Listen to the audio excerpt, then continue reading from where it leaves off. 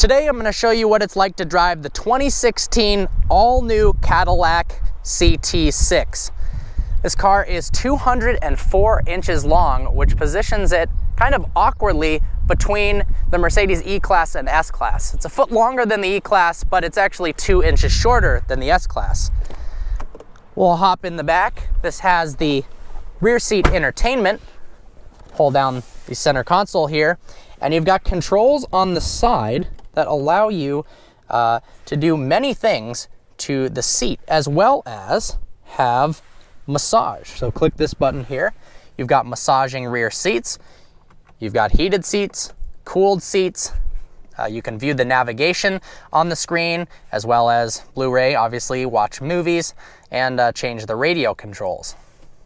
There's not as much space as you would imagine. They made the trunk a little bit too large in the CT6, but unless you're over 6'4", you should have a decent amount of legroom.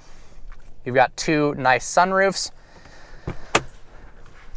You've got manual shades. Interestingly, a lot of cars in this price range will have automatic sunshades, but you do have an automatic one in the rear.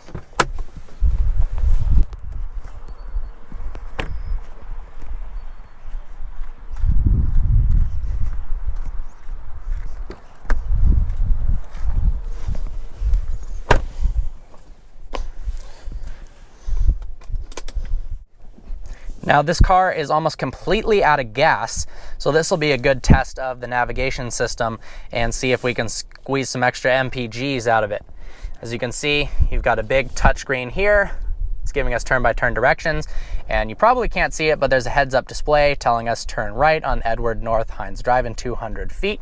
Now one of the coolest parts of the car is the rear view mirror is actually a camera that is a live view of what's going on behind you. It gives you almost 3 times larger field of view and basically eliminates the blind spots that would typically be over your shoulder. Put it in drive. You've got different driving modes: Tour, Sport, Snow and Ice, but let's leave it on Tour because we have almost no fuel left. And let's get rolling.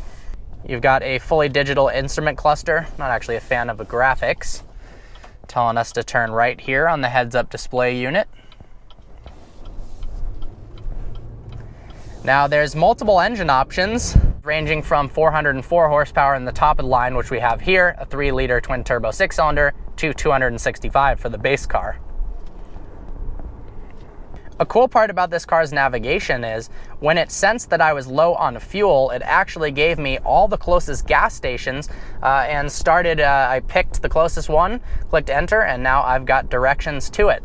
This car is a good 500 to 1,000 pounds lighter than its competition. However, it doesn't feel any more agile.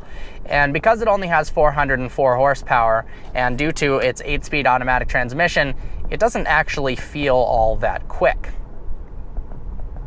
The CT6 is a very comfortable car to drive. It's got magnetic ride. The suspension is pretty soft. It's not quite as soft as the S-Class. Notice on the left we had a little indicator light up saying there was a car in our blind spot, so it's got collision avoidance, comes in handy.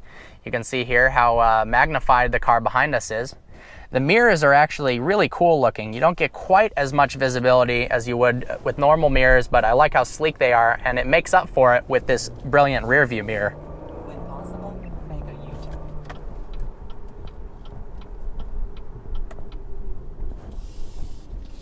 To be honest, this is a car you want to be driven in, not actually drive. Just sitting in the back, getting massaged in the rear seats, how cool is that, massaging rear seats, is a lot cooler experience than actually driving this vehicle. So if you want something to be chauffeured around in, this is definitely an awesome choice for that.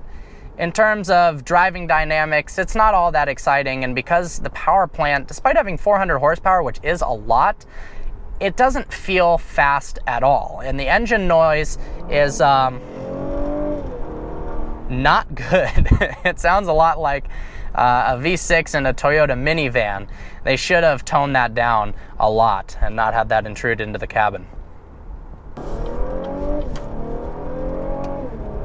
Wow, the paddles mounted on the steering wheel are actually very responsive, even for downshifts. It's got auto start stop, as you can see, absolutely empty, 0 feet to our destination. I'm not a huge fan of the aesthetics of this steering wheel. The competition has done a lot more in terms of design. Same with the multimedia.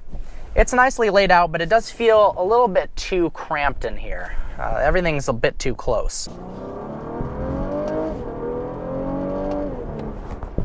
Paddle response on upshifts are actually really quick, and as you accelerate, the seatbelt actually tugs against you in case you get into an accident, I guess, because you're accelerating out of control. To be honest, at this price point, it really is the best car available right now. Waiting for the Mercedes E-Class to come out might be your best bet if you can hold off for a year or two. But if you got to get something right now for under $90,000, the CT6 is an absolutely awesome option. Well, I'm going to stop talking. I hope you enjoyed this video. Like always, please browse our channel and subscribe. Let's let this car do a little bit of cruising through the city, because relaxing in traffic is what this thing is all about.